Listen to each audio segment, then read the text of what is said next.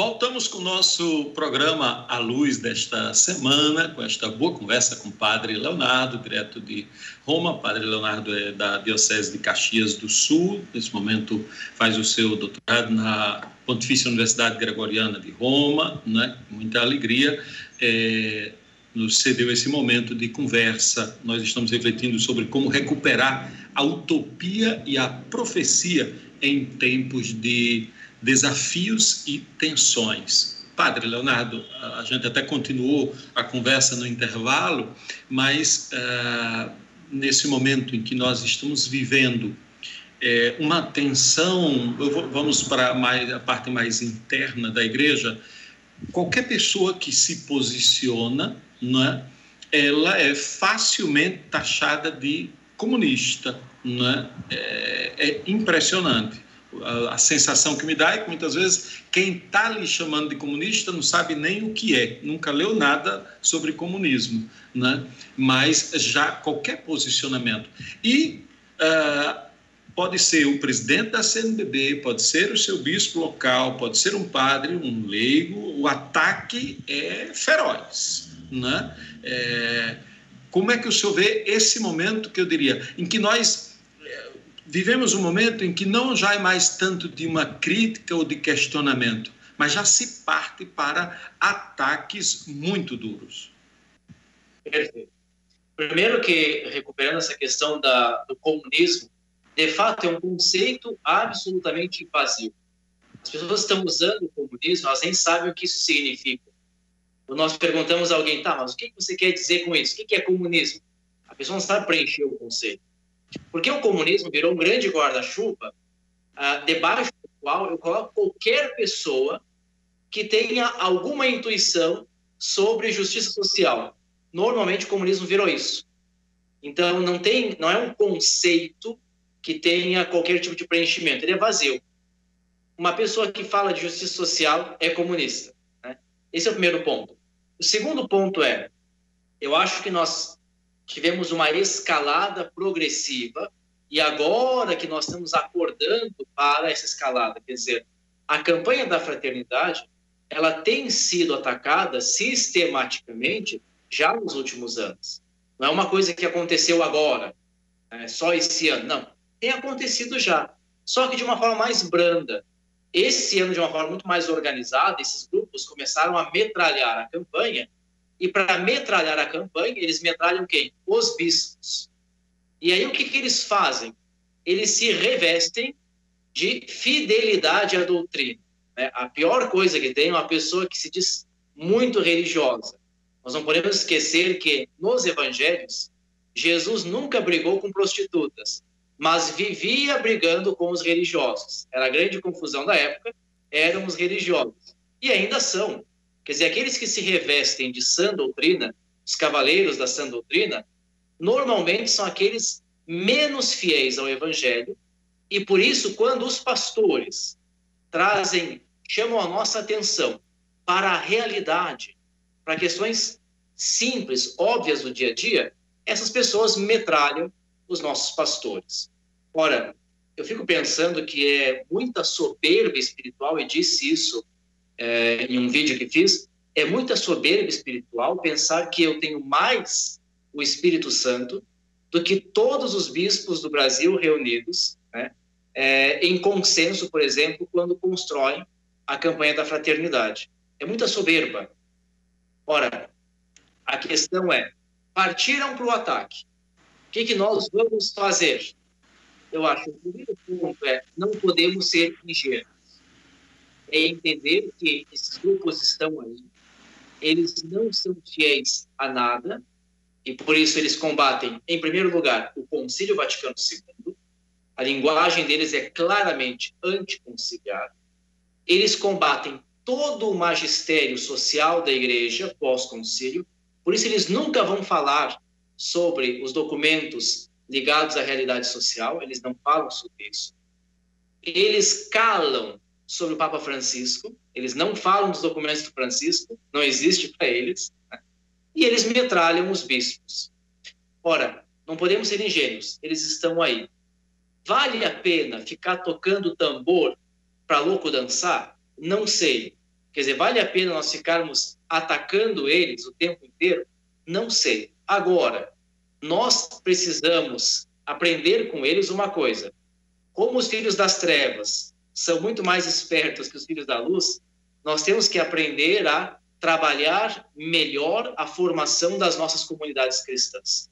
Porque os meios digitais entregaram de bandeja a formação das nossas comunidades cristãs para esses grupos, fundamentalistas, rigoristas, enfim, nós precisamos retomar isso. As comunidades cristãs devem ser formadas pelos seus pastores, e não pelos pastores que estão espalhados pelo Brasil e que estão colocando o povo contra os bispos. E, repito, é um falso revestimento de piedade e de fidelidade. Não há fidelidade nessa gente.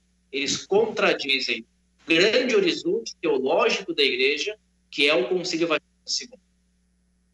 Nessa perspectiva, o que o senhor destacaria, por exemplo, que nós deveríamos trabalhar nessa formação, algumas linhas a partir do pontificado do Papa Francisco? Esses 9 anos de pontificado de Francisco, que linhas centrais o senhor acha que nós deveríamos trabalhar nas paróquias? Perfeito. Francisco tem uma intuição que ele também tenta, de certa maneira, implementar na Igreja Universal, que não é tão fácil, que é a ideia da sinodalidade. A sinodalidade, ela muito dificilmente vem de cima para baixo, mas a gente pode, nas comunidades, colocá-la em andamento. O que é a sinodalidade? É entender que todos dentro da igreja, todos, fiéis e pastores, são conduzidos pelo Espírito Santo. Significa dizer que nossas decisões, nossas estruturas, nossos trabalhos pastorais devem ser vistos como uma comunidade.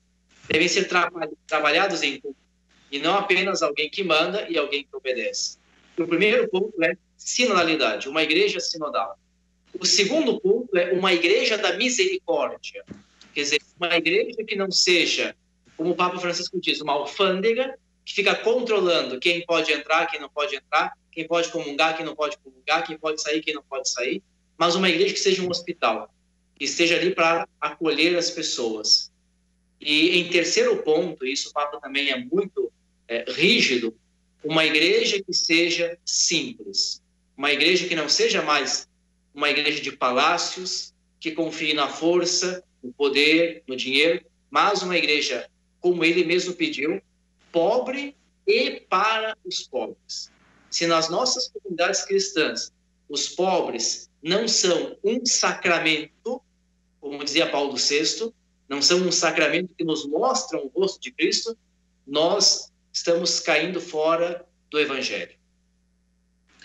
Como é que o senhor está vendo tudo isso aí na academia, em Roma? Não é? Como é que o senhor vê essa discussão nesse momento sobre a sinodalidade, especialmente a sinodalidade a partir da gregoriana?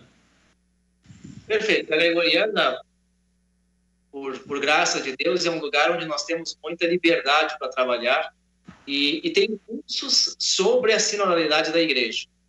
Quer dizer, quando se fala nessa temática, imediatamente os professores e também os alunos, grande parte, imediatamente intuem o concílio. Quer dizer, o concílio, ele iniciou um processo de colegialidade com os bispos, mais intenso, mas o concílio é aquele que abre o caminho para a sinodalidade da igreja. Então, na academia, nós olhamos para isso como uma descentralização do clero, de uma igreja que está assentada sobre o clero, para uma igreja que seja colocada de novo no seu lugar, ou seja, o povo de Deus que caminha como comunidade de fé. Este povo de Deus é servido pelos padres, e não o contrário. Nós, ao longo da história, invertemos as rodas. Nós botamos o povo para servir-nos, né, nós padres. O concílio e a sinodalidade tenta fazer o contrário. Tenta ajudar a entender que nós, os sacerdotes, os bispos, estão dentro da igreja para servir a igreja mas nós caminhamos como povo, como comunidade de fé.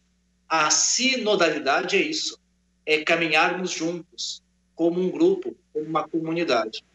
Por sorte, repito, a Gregoriana é muito aberta nessa perspectiva e nós temos a graça de podermos discutir isso abertamente. Mas não percebe alguma tensão, nem mesmo na casa que o senhor reside, nesse tema específico? Porque ele provoca. Claro. Roma é sempre Roma. Isso significa dizer que nós temos, dentro da Diocese de Roma, as resistências mais fortes ao Papa Francisco, né? A gente pensa que a resistência ao Papa está fora de Roma, ela está aqui dentro de Roma, né? Mas aí nós temos que lembrar que pede do poder dificilmente vai querer perder poder. Por isso que eu acho muito interessante, sempre leio os discursos do Papa à Cúria Romana no final do ano. Sugiro que todos possam ler. Procurem lá no site do Vaticano. Todo ano o Papa faz um discurso em dezembro à Cúria Romana, onde ele vai criticar exatamente o quê? O problema do poder. E tenta ajudar aqueles que estão trabalhando em Roma a entender que a Igreja de Roma, ela serve na caridade. Ótimo. Nós estamos conversando com o Padre Leonardo. Graças a Deus ainda temos mais um bloco, né, pela frente, porque a conversa é muito boa. Padre Leonardo continua conosco, você também, aqui pela TCM. Nós vamos para o nosso último intervalo. Logo em seguida a gente volta com o nosso programa A Luz.